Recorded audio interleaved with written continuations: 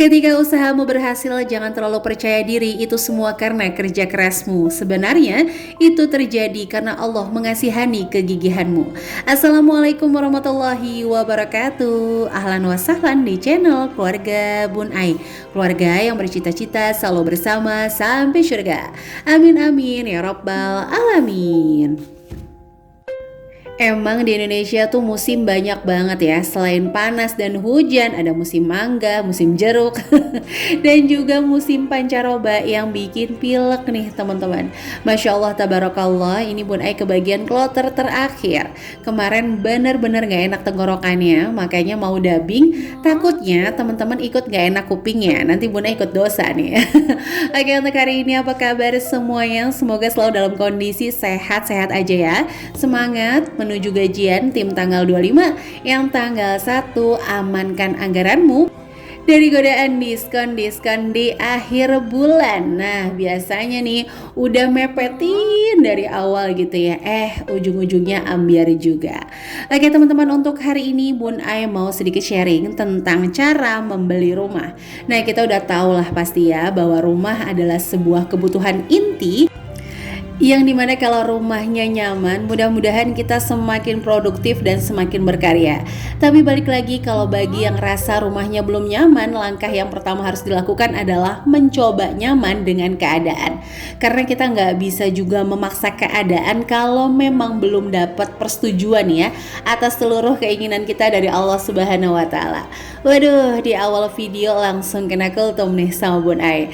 Oke, jadi langsung Bun Ai mau ngebahas tentang 3 cara membeli rumah yang memang biasa orang-orang lakukan nih. Jadi pilihannya balik lagi ke individu masing-masing. Apa yang mau saya sampaikan bukan dari seorang pakar, melainkan dari seorang ibu rumah tangga biasa. Jadi teman-teman boleh sangat berbeda. Jadi di sini kita bisa saling sharing, saling belajar sama-sama nih. Oke, langsung kita masuk ke poin pertama, yaitu cara membeli rumah dengan berhutang. Nggak bisa dipungkiri, tahun ke tahun pembelian rumah secara KPR itu makin mudah aja teman-teman. Kalau dulu mungkin sekitar 10 tahun ke belakang, kita bisa melihat bahwa KPR itu hanya ditawarkan developer dengan raw mobil 2. Jadi mungkin harus 2 mobil dengan DP yang harus 30%. Nah, dari tahun ke tahun mengalami kemajuan dengan seiring kemudahan untuk KPR. Mulai dari bunga yang rendah di awal, nanti kita akan bahas nih ya. Teman-teman harus nonton videonya tanpa skip sih. Soalnya nanti Bunda juga bakal ngasih simulasi untuk perhitungan maksudnya bunga KPR yang floating. Sekali lagi ya, yang Bunda sajikan hanya berdasarkan pengalaman sebagai ibu rumah tangga biasa. Oke, jadi lanjut nih. Kalau dulu KPR itu bener-bener banyak banget peraturannya. Baik dari raw mobil harus 2 jalan, harus DP 30%. Belum lagi ditambah biaya-biaya yang ditanggung langsung di awal, itu benar-benar sih.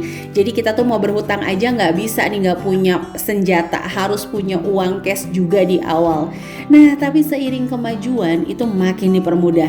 Dengan DP yang mungkin cuma 5 juta, 10 juta, bahkan surat-surat langsung dimasukkan ke cicilan, itu memudahkan para customer untuk mengambil KPR. Jadi bank-bank juga udah mulai fleksibel nih.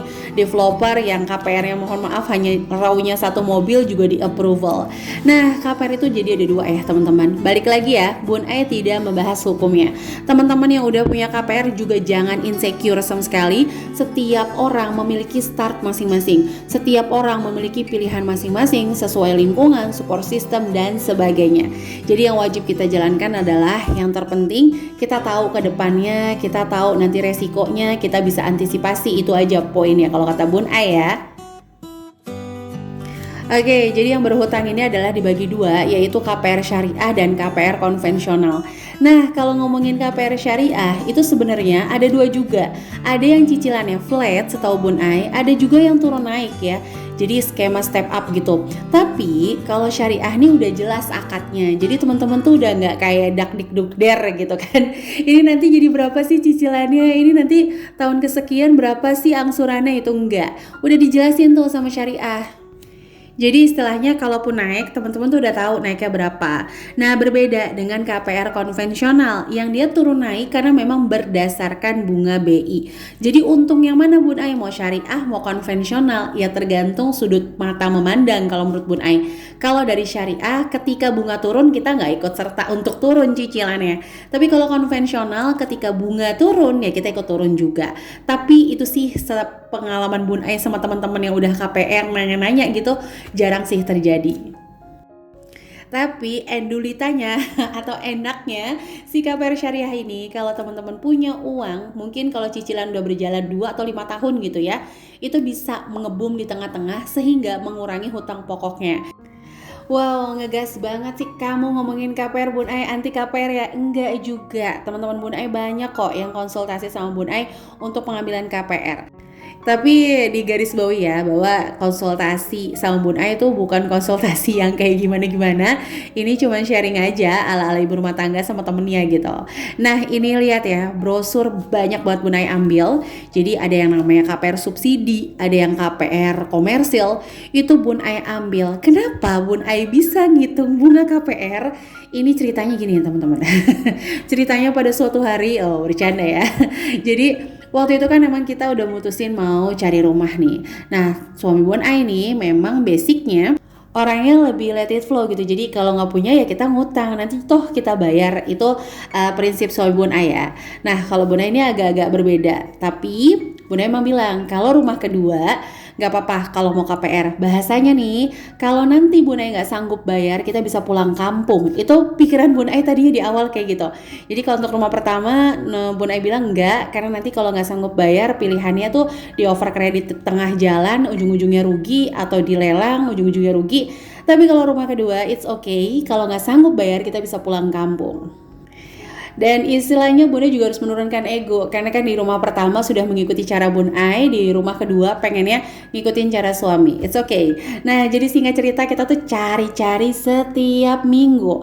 Nah, ini cara bisa dilakukan juga sama teman-teman. Bun Ai selalu bilang mengafirmasi setiap jalan. Sampai sekarang suami Bun Ai tuh nggak tahu kalau setiap jalan sebenarnya Bun Ai tuh doa, ya Allah, seperti Engkau yang memberikan rasa kepadaku, aku memiliki rasa bahwa rumah yang aku kiterin setiap minggu ini bukanlah jodohku. Nah, nanti ketika Engkau memberikan jodoh kepadaku, aku mohon tetaplah jaga aku dari riba. Nah itu sih, itu yang selalu Bun Ai doa, selalu doa. Tapi itu Bun Ai gak sharing sama suami Bun Ai ya, karena katanya kan doa yang makbul itu adalah doa yang orangnya juga gak tahu didoain. Jadi doa makin tersembunyi, makin gak ada yang tahu, itu insya Allah makin makbul teman-teman. Aduh, kena kultum di tengah-tengah nih ya. Bercanda loh teman-teman, ini cuma sharing aja lah ibu rumah tangga ya. Oke, jadi singkat cerita di situ Bun Ai benar-benar belajar tentang floating suku bunga. Agak-agak sedikit ngeri ya. Ada salah satu perumahan yang menawarkan suku bunga cuma 1% di awal. Wow. Terus Bun Ai agak-agak curiga kan. Kok harga rumahnya lebih mahal dia, tapi cicilannya kok murah gitu. Atas dasar ini Bun Ai kayak ngais-ngais informasi ya. Ngais-ngais bahasa Depok ya, ngais-ngais ya.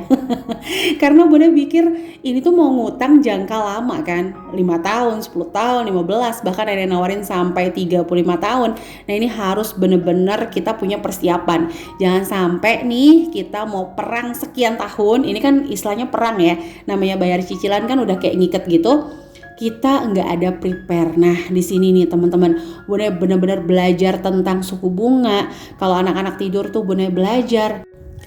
Nah baru nih setelah itu semua terjadi, Bun Ai mengedukasi. Dari dulu kayak gitu. Jadi suami Bun Ai nggak suka sama hemat, Bun Ai biarin aja dulu. Yang penting anggaran di Bun Ai aman, anggaran dia biarin aja dulu. Sampai akhirnya dia dimentok baru deh. Sama gitu kayak pengambilan KPR, dia tuh bener-bener kayak semangat 45, ini aja nih udah bagus, oke. Ya udah akhirnya Bun Ai tuh ngitung juga, terus Bun Ai ngobrol sama suami, ini loh cara ngitungnya. Jadi kalau cicilannya ringan di awal, kita harus yang pertama ngelihat bunga promonya. Jadi ini poin terpenting buat teman-teman yang mau ambil KPR. KPR komersil ya. Kalau KPR subsidi itu bunganya flat 5%. Nah tapi KPR subsidi memiliki kekurangan. Dimana kalau teman-teman mau tinggal di rumahnya secara nyaman ya minimal menyiapkan dana sekitar 20, 50 gitu ya untuk renov rumah tersebut. Mungkin beda kalau komersil udah siap huni ya. Tapi tetap sih yang namanya rumah ya kan dibikinin sama developer, kalau nggak yang kayak mewah-mewah banget, itu kita harus siapin dana untuk renov minimal nutup bagian belakang. Itu pengalaman Bun Ai muter-muter loh. Bun Ai mungkin nggak masuk ke perumahan mewah ya. Oke, jadi lanjut. Yang kedua adalah lokasi. Kalau subsidi biasanya lokasinya agak terpencil, beda sama komersil yang mungkin bisa dapat di depan-depan gitu ya. Nah, kita ngelihat dulu nih, apakah berprogres atau stuck nih lokasinya.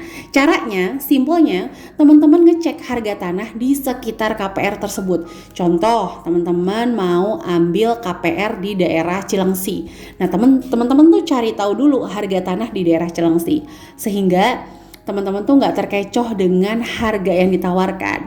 Nah, yang ketiga adalah penghasilan. Ini poin paling penting.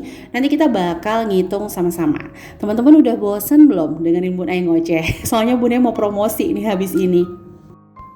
Promosi yang pertama, kalau teman-teman mau ikut kelas keuangan bisa langsung daftar di Smart Mom Class. Untuk adminnya Bun Ai taruh di description box. Nah, yang kedua adalah Bun Ai alhamdulillah udah launching channel baru yaitu Sketsa Bunda. Di sana isinya tentang keseharian ibu rumah tangga. Dan juga Bunda bakal nge-share menu-menu hemat di keluarga Bun Ai. Nah, mudah-mudahan teman-teman berkenan ya untuk ngebantu subscribe, nyalain lonceng notifikasi. Mudah-mudahan kebaikan teman-teman dibalas oleh Allah Subhanahu wa taala ya. Amin. Tapi sebelumnya mohon maaf kalau videonya gambarnya kurang cerah, suaranya kurang jernih, karena emang itu pakai handphone yang udah lama banget gak digunain. Ya gak apa-apa, dengan modal seadanya Bun Ai memang semangat untuk berbagi, jadi mudah-mudahan tetap bisa diterima. Oke, jadi lanjut aja nih ya. Kalau untuk penghasilan, kita tuh jangan mau teriming-iming dengan nanti kan penghasilannya naik Bun. Oke, sekarang kita langsung belajar aja hitung-hitungannya. Sebagai contoh, income teman-teman di tahun 2022 adalah 7,5 juta, cicilan 2022 2.500.000 rupiah. Ini aman karena masih 30% dari total penghasilan. Di dalam bank pun teman-teman masih aman karena DBR-nya masih 30%. DBR tuh jadi kayak uji kelayakan untuk ngebayar hutang lah kalau kata Bun Ai sih. Nah, kalau untuk 2027 ternyata income teman-teman benar naik. Katakan jadi 10 juta nih per bulan gitu ya. Tapi yang perlu teman-teman harus ingat adalah anak-anak semakin bertumbuh, usia teman-teman semakin menua, tenaga pasti semakin menurun dong. Nah, jangan lupa 10 juta itu ketika dia naik, bebannya juga naik. Nah, cicilannya bisa jadi 5 juta. Bayangin, udah 10 juta bebannya naik, cicilannya naik. Nah, ini kan langsung kayak ngegoyahin kalau menurut Bun Ai ya, kesehatan keuangan kita. Nah, ini yang harus benar-benar dihitung sih kalau menurut Bun Ai. Jadi kalau mau ngutang, Bun Ai nggak bahas hukumnya sama sekali. Kita harus tahu tahun sekian kita harus bayar berapa ya. Jadi kita nggak terkecoh, kita punya keinginan boleh, tapi menghancurkan masa depan itu salah teman-teman. Jadi kita boleh punya keinginan, kita boleh punya motivasi, selalu boleh. Karena orang itu memang hidup yang bikin bawa warna adalah keinginannya. Aduh, bahasnya panjang banget ya di poin pertama ini. Sebenarnya Bunda pengen bahas lebih dalam lagi, cuma takut teman-teman boring. Jadi ya udah, kita langsung masuk aja ke yang kedua, yaitu adalah caranya menabung. Menabung ini dilakukan loh oleh orang tua kita zaman dulu, dan mereka tuh sabar-sabar sih. Ya lewat emas ya kan, ya lewat di bawah bantal. Tapi barokallah, alhamdulillah, dengan keyakinan mereka nggak tahu inflasi itu apa, mereka itu nggak tahu kenaikan harga berapa. Karena menurut Bun Ai pribadi ya, setiap tahun harga tanah itu pasti naik. Jadi kalau kita bilang dulu kan murah, penghasilan mereka kan juga murah ya. Nah, itu keyakinannya mereka dengan cara yang mereka lakukan itu Masya Allah tabarakallah, orang-orang tua kita zaman dulu memiliki tanah yang cukup banget, bukan hanya untuk ditinggali tapi untuk bermain. Kita bisa contoh untuk keyakinannya aja kali ya teman-teman. keyakinan atas rezekinya Allah. Jadi mereka tuh nggak mikir kalau nggak beli sekarang, enggak. Mereka beli pas punya, tenang, mau naik. Kalau punya uang jadi murah, biar murah pas nggak punya uang jadi mahal.